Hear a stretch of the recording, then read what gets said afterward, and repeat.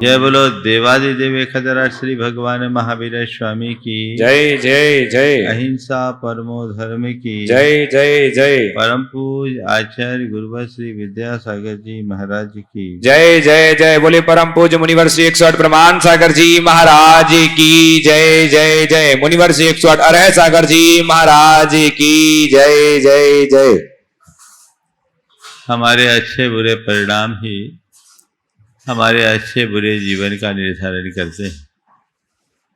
हमारा जीवन पुण्य और पाप से नियंत्रित होता है। हमारे जीवन के निर्माण में पुण्य पाप की बहुत बड़ी भूमिका है और ये सब क्रियात्मक होने के साथ साथ भावात्मक भी है। हम पुण्य की क्रिया और पाप की क्रिया पर जितना बल देते हैं, हमें उससे ज़्यादा बल पुण्य भाव और पाप भाव का पर देना चाहिए। पुण्य भाव को जगाने और पाप भाव को मिटाने का पुरुषार्थ ही सच्चे अर्थों में मोक्ष मार्ग है। अपने हृदय में ऐसा परिवर्तन घटित करें जिससे जीवन की विशुद्धि बढ़ सके, ये हमारी पहली प्राथमिकता होनी चाहिए। इस आशय की बात विगत अनेक दिनों से आप सबके बीच चल रही है। आज उसी बात को आगे बढ़ाकर आचार्य कुंद की उसी गाथा को फिर से उद्धृत कर रहा हूं जो पाप के आश्रव करने वाले हैं। चर्या पमाद बहुला कालुषम लोलदाय विषयेषु पर परिताप अपवादो पावस्य आसवम कुनदी। आज चौथे चरण की बात है। पर परिताप अर्थात दूसरे को कष्ट देना, पीड़ा पहुंचाना, आघात पहुंचाना, परेशान करना, ये एक बड़ी पापात्मक वृत्ति है, क्रिया है और इससे हर व्यक्ति को पूरी तरह बच के रहना चाहिए। अपने अंतर मन को टटोल कर देखो, मेरे द्वारा दूसरे को परिताप देने की स्थिति तो नहीं बनती। अमूमन लोग हिंसा से बचते हैं। हिंसा करने का भाव किसी को नहीं होता और यदि एक क्षुद्र जीव का भी घात हो जाए तो मन में ग्लानि और पीड़ा के भाव प्रकट होते हैं। ये बड़े अच्छे लक्षण है, ऐसा होना भी चाहिए। लेकिन भाइयों, हिंसा का संबंध इतना उथला नहीं है। इसके अलावा भी कई प्रकार की हिंसा होती है, उस पर ध्यान है या नहीं? किसी को परिताप पहुंचाना हिंसा है, जो पाप के आश्रव का कारण है। 4 स्तर का परिताप है। एक है शारीरिक स्तर का परिताप, दूसरा है वाचिक स्तर का परिताप, तीसरा है मानसिक स्तर का परिताप और चौथा है आत्मिक स्तर का परिताप। शरीर, वचन, मन और चेतना, चारों के स्तर पर मुझसे किसी को परिताप तो नहीं मिलता। मैं किसी को परेशान तो नहीं कर रहा हूं। ये बात हर पल हमें ध्यान में रखना चाहिए। सबसे पहली बात है शारीरिक परिताप।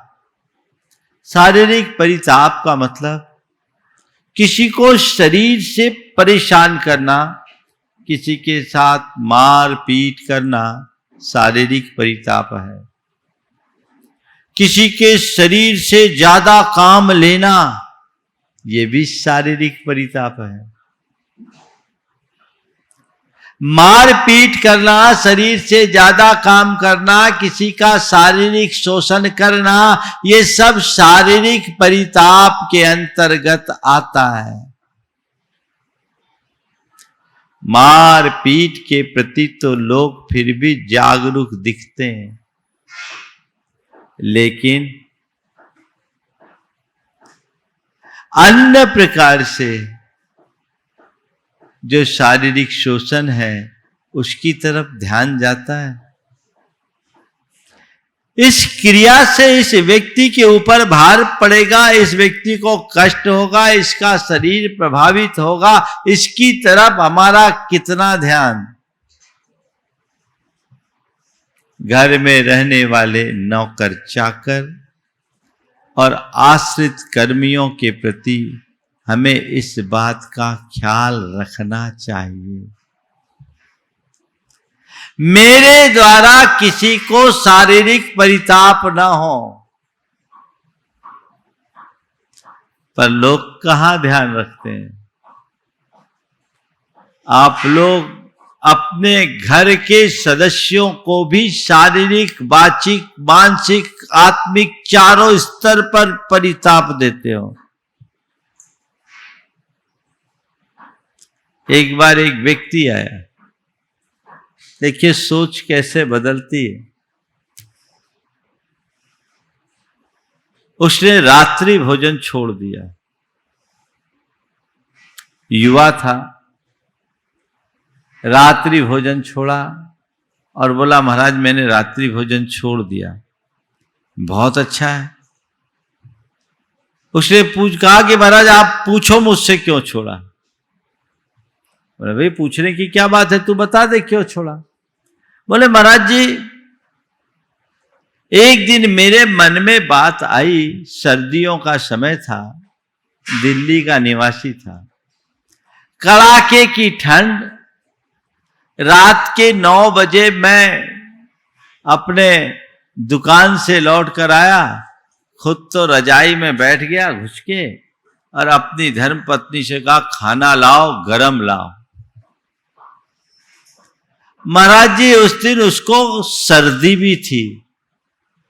मैंने खाना लाने के लिए, गरम लाने के लिए बोल तो दिया, लेकिन तुरंत मेरा चिंतन मुड़ा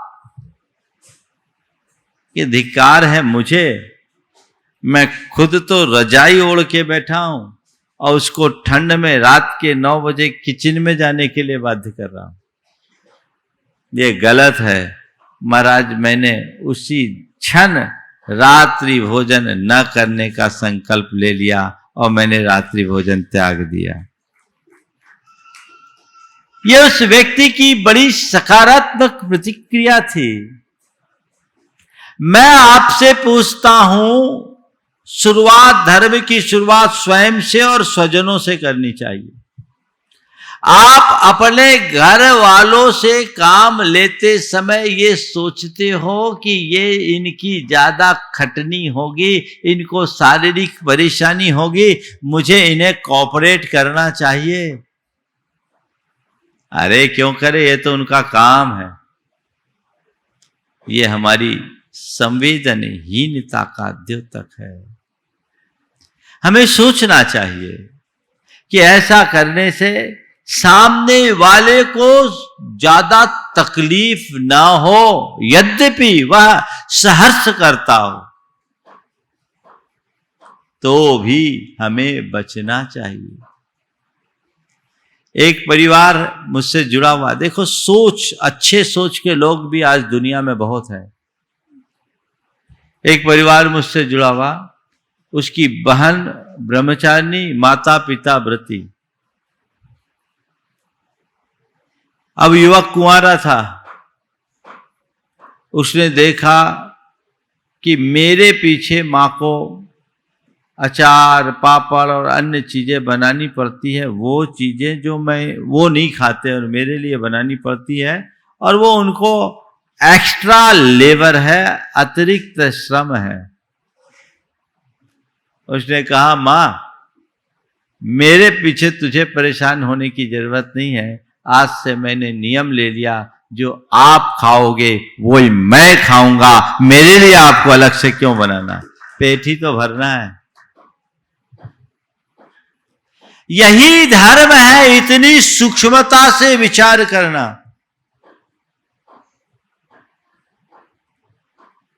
पर परिताप से बचना है। बचना है कि नहीं बचना है? पर परिताप का मतलब क्या? केवल गैरों से? कभी अपने घर परिवार में इन बातों पर विचार करते हो?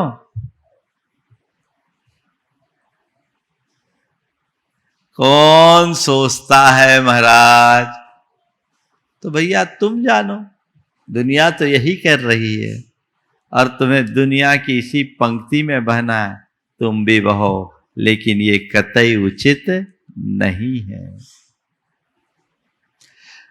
शारीरिक स्तर पर हम किसी को कभी कष्ट न दे, यथासंभव बचे बचाए, क्योंकि पर परिताप पाप का कारण है, कारण नहीं, पर परिताप ही पाप है। चलू आगे, मुझे चारों बातें करनी है। वाचिक स्तर पर परिताप सर्वाधिक होता है। शारीरिक स्तर पर तो फिर भी हम लोगों को उतनी पीड़ा नहीं पहुंचाते, पर वचनों से जो पीड़ा होती है उसका लोग बहुत कम ध्यान रखते हैं। मैं आपसे पूछता हूं, आपसे कोई मीठे बोल बोलता है, कैसा लगता है? महाराज अच्छा लगता है। और कोई कड़वे बोल बोल दे तो महाराज खून खौल जाता है। होता है? होता है? तो दूसरे कड़वे बोल बोल रहे हैं और तुम्हारा खून खौल रहा है, क्यों कर? क्योंकि उससे आघात पहुंचता है ना? हमारे अंदर की क्षुब्धता क्यों प्रकट होती है? जब बातें चुभती है, आघात पहुंचता है, कष्ट होता है, ये परिताप है ना। तो कभी बोलते समय इन बातों का विचार करते हो कि मेरे वचनों से किसी को परिताप न पहुंचे? बोल रहा है, बोल दिया, सामने वाले को जो समझना समझे, हमें क्या मतलब, हम तो बोल के निकल गए। नहीं, बचना चाहिए। आपसे कहता हूं, वाचिक परिताप से अगर आप बचना चाहते हो, 4 प्रकार के वचनों से बचिए। क्या कह रहा हूं? 4 प्रकार के वचनों से बचिए। सबसे पहली बात, आरोप परक शब्दों का प्रयोग न करें।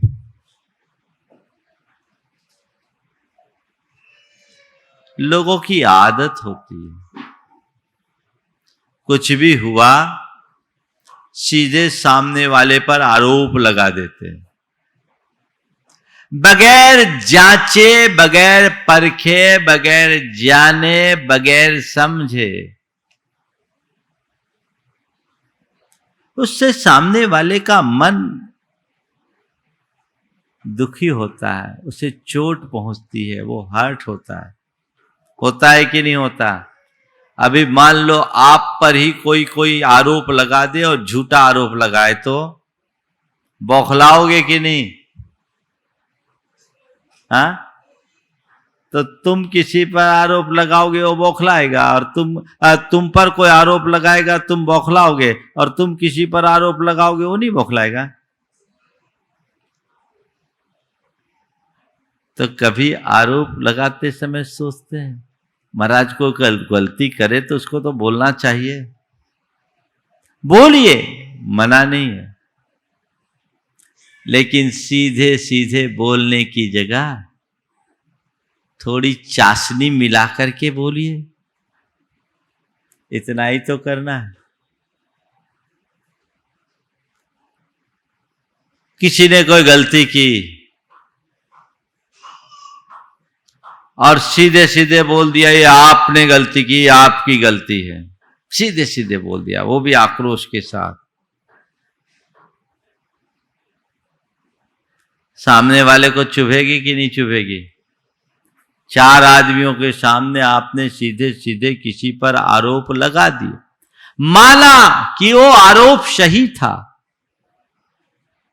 आपके कारण ऐसा हुआ, आप कुछ देखते नहीं, आप कुछ करते नहीं, आ गई बात, उससे चुभेगी। और इसी बात को थोड़ा दूसरे लहजे में कहा जाए, किसी व्यक्ति को टारगेट बनाए बिना यदि ऐसा कहा जाए कि ये गलती हुई है, आप देखिए ये गलती किससे हुई है और इसे सुधारना चाहिए, ये गलती स्वीकार करने योग्य नहीं है, सुधार अपेक्षित है, बोलो इसमें क्या प्रतिक्रिया होगी? पहले तो सीधे सीधे आरोप जड़ दिया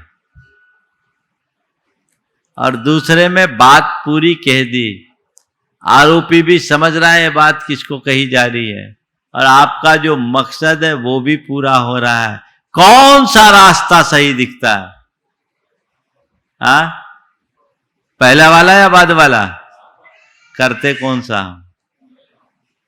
महाराज इतनी सबूरी है कहां, यही हमारी कमजोरी है। सीधे सीधे आरोप नहीं होना चाहिए, बचना चाहिए। गलतियां पकड़ना और गलतियों को सुधारना, सुधारने के लिए संबद्ध व्यक्ति को हिदायतें देना बुरा नहीं है, लेकिन उसका तरीका सीधा होना चाहिए। अब से क्या करोगे? सीधे जो बोलना है मुंह में आया सब बोलोगे कि थोड़ा सोच के बोलोगे? आरोप लगाने से पहले सोचेंगे, मिथ्या आरोप तो किसी को लगाएंगे ही नहीं। मिथ्या आरोप लगाना परपवाद की बात है, कल करूंगा। लेकिन सही गलती होने पर भी उसे हम सही तरीके से बोलेंगे, गलत तरीके से नहीं। हमारा प्रयास सामने वालों को नीचा दिखाने का ना होकर सामने वाले को उसकी गलती के एहसास कराने का होना चाहिए, ताकि वह उसे सुधार सके।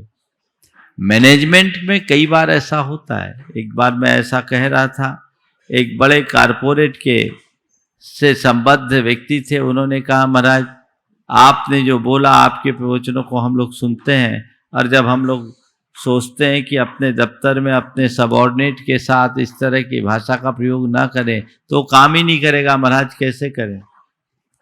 मैंने कहा देखो भाई, एडमिनिस्ट्रेशन को एडमिनिस्ट्रेशन की तरह चलाना चाहिए, लेकिन मेरा मानना है गुस्से से जो काम होता है उससे 1000 गुना काम प्रेम से हो सकता है। अपने स्टैंड में सख्त रहो पर भाषा नरम रखो। भाषा में तीखापन लाकर के काम कराना कोई जरूरी नहीं। आप एक्शन लो, सामने वाले को बड़े दृढ़ शब्दों में और विनम्रता के साथ कह दो। ये हमारे यहां नहीं चलेगा। आपको अपना काम करना है और आपको हमारे नीति और नियमों के अनुसार ही काम करना होगा। इसके लिए आप कमिटेड हो, आपको अपना जो कमिटमेंट है उसे पूरा करना चाहिए। चीखना और चिल्लाना जरूरी नहीं, सधेश्वरों में भी बोला जा सकता है। उन्हें बात समझ में आ गई। तो ये बात हमें समझना चाहिए, ऐसा करने से हमारी वर्क एफिशिएंसी बढ़ेगी, घटेगी नहीं। दूसरा, आदेश परक शब्दों से बचें। किसी को सीधे सीधे आदेश दे दो ना, तो सामने वाला दुविधा में पड़ जाता है और उसके दिल को चोट भी पहुंचती है। दिल को चोट पहुंचे ऐसे शब्द मत बोलो, दिल को छू जाए ऐसे शब्द बोलो। आदेश कोई बोले ऐसा करो, अच्छा लगता है। कई बार ये पुलिसिया भाषा होती है, ऐसा करो वैसा करो, ये करो वो करो, यहां वहां जाओ। ऐसा कर लीजिए ना, आइए ना, आओ और आइए, अंतर है। ऑर्डर नहीं, रिक्वेस्ट हो तुम्हारे वचनों में। अनुरोध सबको अच्छा लगता है, आदेश किसी को नहीं। हम लोग जब व्याकरण पढ़ रहे थे, गुरुदेव पढ़ाते थे, तो कातंत्र में एक शब्द आता है, एक सूत्र आता है। व्याकरण में एक होता है आदेश, एक होता आगम। आदेश का मतलब है किसी वर्ण को बदल करके कुछ और बना देना, जैसे ई को ए बना देना, उ को ओ बना देना, ए को ए बना देना, ओ को औ बना देना, उसके स्वरूप को बदल देना।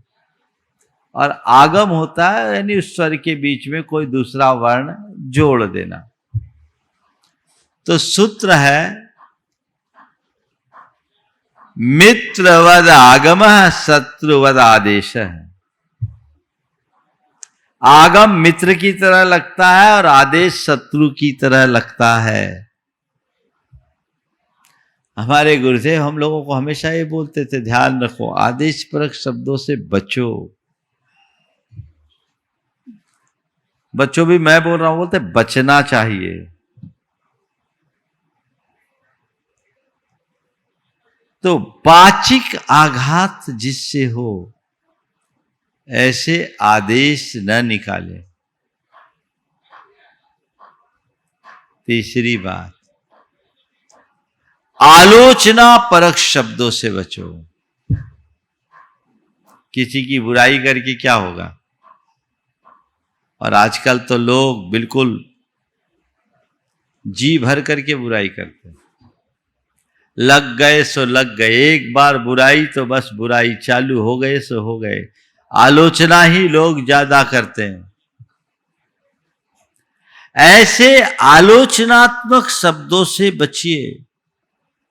झूठी आलोचना तो कभी करे ही नहीं, बुराई किसी की करे नहीं, और सही भी हो तो सीधी सीधी आलोचना न करें।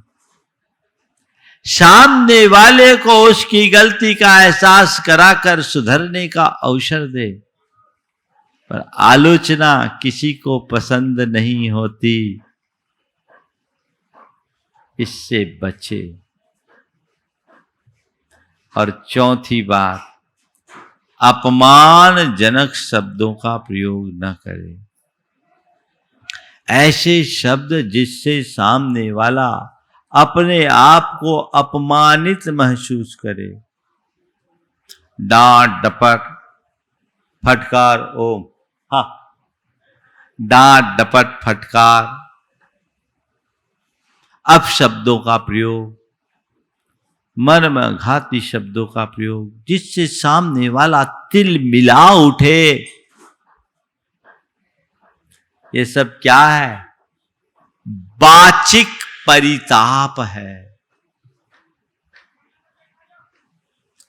अपने मन से पूछो, बोलते समय इन बातों का कितना ध्यान रहता है?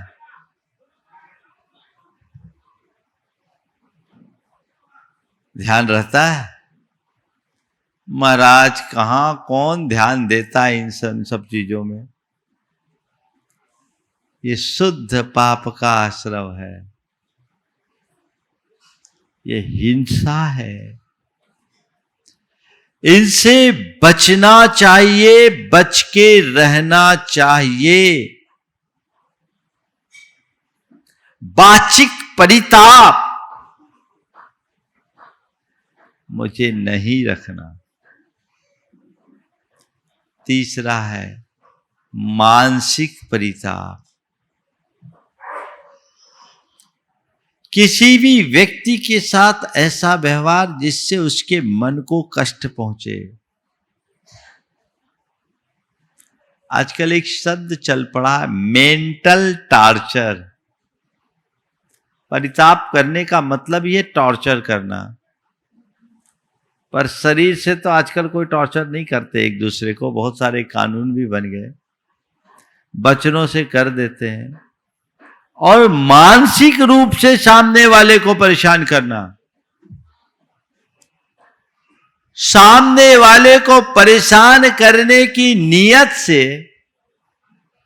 ऐसी सिचुएशन खड़ी कर देना कि वो उसमें एडजस्ट ना हो पाए और अंदर अंदर घुटते रहे।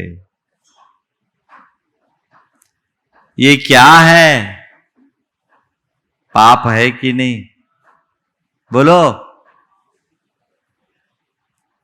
घर परिवार से लेकर समाज व्यवहार में हमें इस बात का पूर्ण ख्याल रखना चाहिए कि मेरे निमित्त से किसी को मानसिक रूप से आघात न पहुंचे। समझ गए? मेरे व्यवहार से किसी को मानसिक कष्ट हो रहा है तो ये गलत है। लोग कितना करते हैं।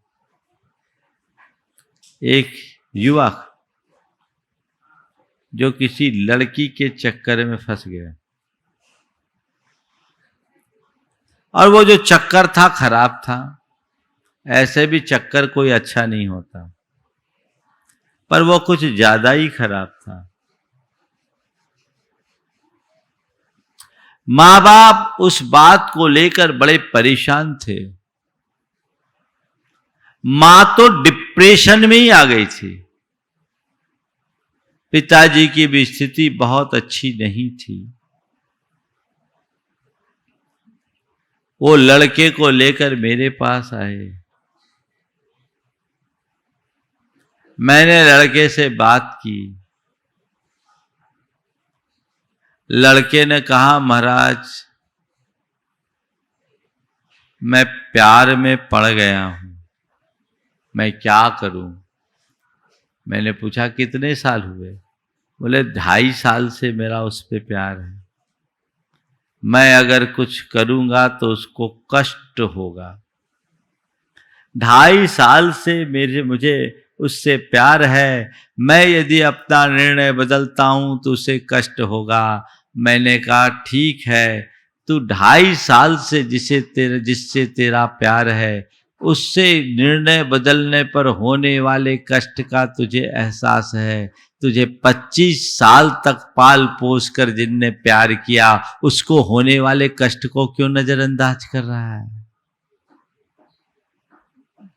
2.5 साल के प्यार में वो प्यार नहीं है। समझ गए? जिसको लोग प्यार कहते हैं वो प्यार नहीं है। उसका पहला अक्षर टूटा हुआ है, आधा पर है। समझ गए? वो प्यार नहीं है, पहला अक्षर टूटा हुआ है। इसका मतलब टूटा हुआ यार ही आज का प्यार है। समझ गए? प्यार का मतलब क्या? टूटा हुआ यार कितने दिन चलेगा? मैंने उससे कहा कि 2.5 साल से तू जिसको चाह रहा है, जिससे तेरा प्यार है, उसको कष्ट ना पहुंचे इसका तुझे ध्यान है, ख्याल है। 25 वर्ष तक पाल पोस कर जिनने बड़ा किया और अपने प्यार से सींचा, उस मां को होने वाले कष्ट से तुझे कोई परवाह नहीं। कैसा निष्ठुर हो गया है तू, तुझे पता है तेरी मां की क्या स्थिति है। उसकी आंखों में आंसू आने लगे, आंखों में आंसू आने लगे। बोले महाराज मैं क्या करूं, कुछ समझ में नहीं आ रहा। हमने कहा भावनाओं में मत बहो, अपने कर्तव्य का पालन करो। तेरा पहला कर्तव्य तेरे माँ बाप की मान मर्यादा को बना करके रखना है। तुझे पता है यदि तू ये कदम उठाएगा तो तेरे माँ बाप की क्या दशा होगी। माँ की दशा तू देख रहा है, कल तेरे पिता की क्या हालत हो जाए कुछ कह नहीं सकते, और ऐसा करके तू कितना सुखी रहेगा। मैंने उसे समझाया, उस लड़के ने अपना रास्ता बदल दिया। अगर लोगों के अंदर इतनी समझ हो, आज उसकी गृहस्थी बस गई, एक बच्चा भी हो गया, घटना 7-8 साल पुरानी, खुशहाल है। इतनी समझ हो कि मेरे किसी व्यवहार से किसी को मानसिक प्रताड़ना ना हो तो आप पाप से बच सकोगे। लोग सोचते ही नहीं, उस तरफ देखते ही नहीं, आंखें मूंदे करते रहते, हमें हमसे मतलब, हम उनको कुछ बुरा थोड़ी कर रहे हैं।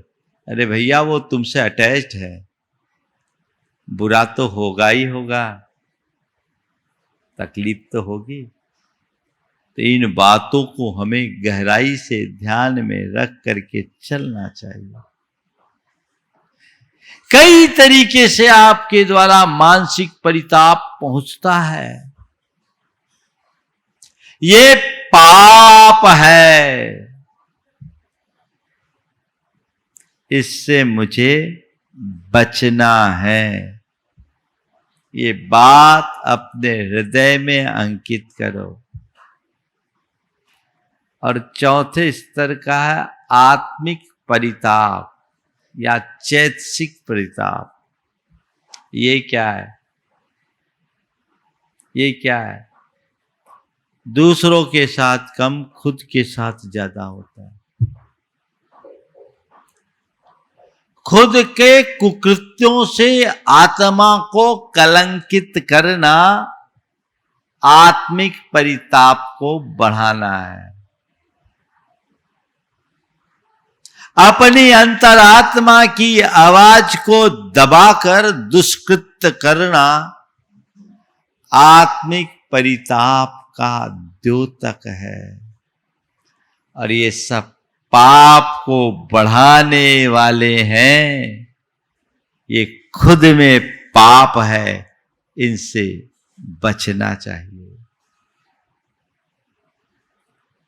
तो शारीरिक परिताप, वाचिक परिताप, मानसिक परिताप और आत्मिक परिताप, चारों परिताप पाप है, इनसे मुझे बचना है।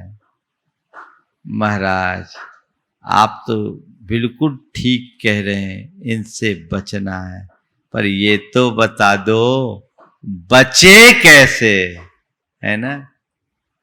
क्या बचे कैसे? बचना चाहते हो कि नहीं? बोलो, चाहते हो? अच्छे से तो बोलो, थोड़ा जम से बोलो।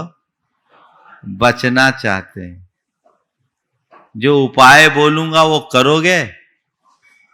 करोगे पक्के में? पहले बताओ कितने लोग करोगे? आप लोग बड़े होशियार हो, सुन लेते हो, करते कुछ नहीं। करेंगे महाराज, पक्के में करोगे? बोलो तो। अब महाराज पहले बता तो दो करने लायक है कि नहीं है, नहीं तो फंसा दोगे तो और मुश्किल है। अरे भैया मैं क्या फंसाऊंगा, फंसे हुए तो तुम हो ही, मैं तो तुम्हें छुटकारा दिलाना चाह रहा हूं। कुछ चीजों को आप अपनाइए। नियमित भावना योग कीजिए,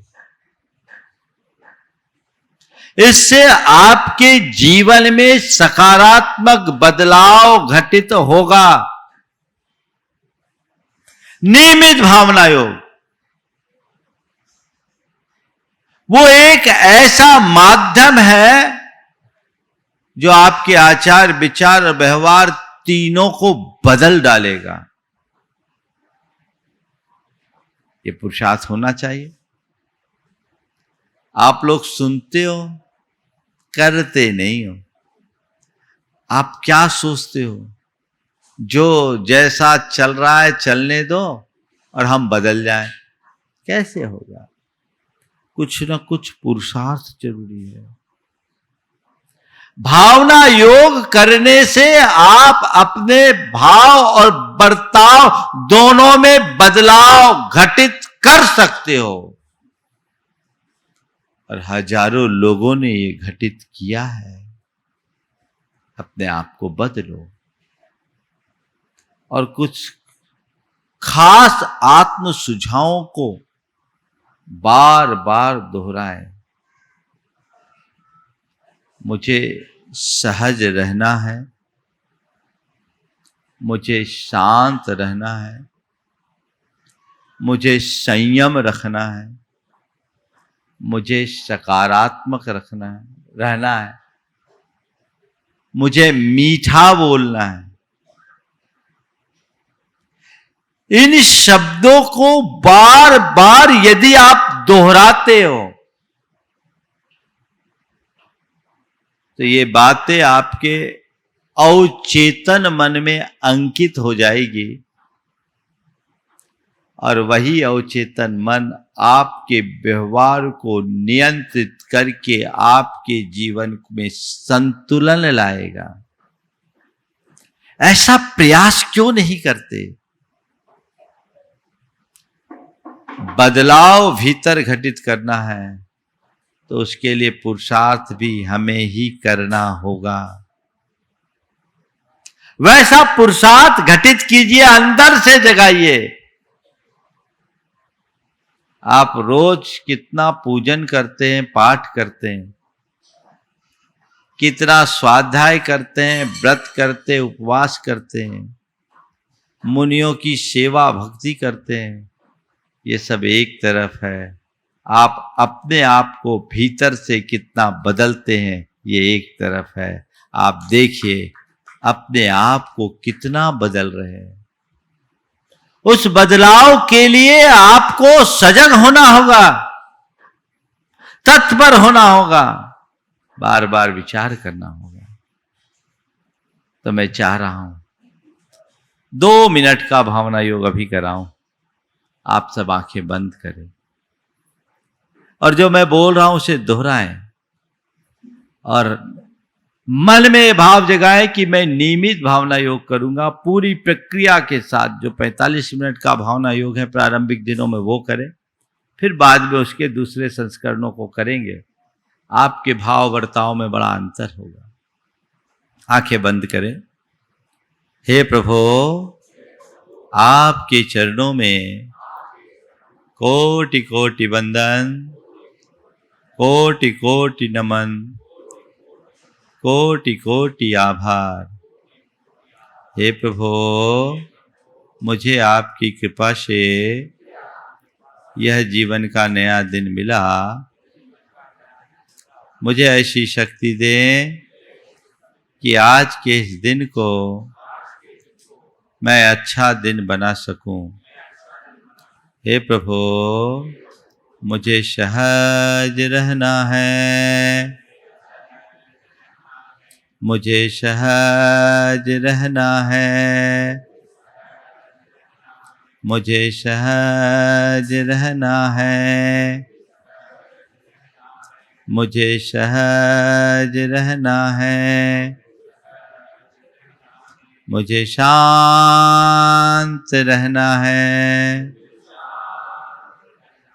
मुझे शांत रहना है, मुझे शांत रहना है, मुझे शांत रहना है, मुझे संयम रखना है, मुझे संयम रखना है,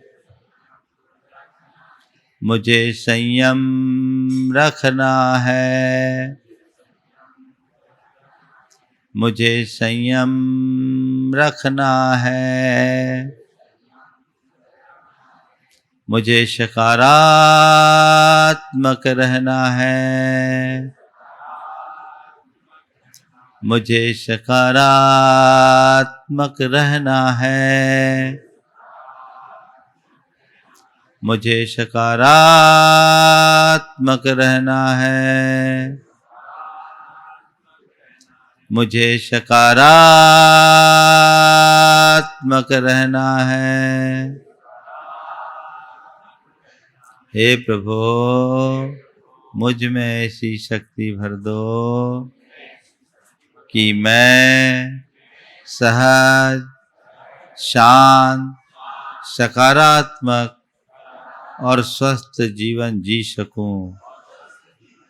हे प्रभु, मेरी सबसे मैत्री हो, मुझको सबसे प्रेम हो, सभी मेरे मित्र हैं, मेरा मन पवित्र है। हे प्रभु, मैं सबसे मैत्रीपूर्ण संबंध रखूंगा, मैं सबसे प्रेमपूर्ण संबंध रखूंगा, मुझे प्रेम रखना है, मुझे मैत्री रखनी है, मुझे प्रेम रखना है, मुझे मैत्री रखनी है। ओम शांति। इन भावनाओं को बार बार दोहराइए, अपने आप के प्रति जागरूक होइए। जीवन में एक बड़ा बदलाव घटित होगा। सबके जीवन में ऐसा बदलाव घटित हो, इस शुभाव के साथ मैं यहीं पर विराम दे रहा हूँ। बोलिए परम पूज आचार्य गुरुवर श्री विद्यासागर जी महाराज।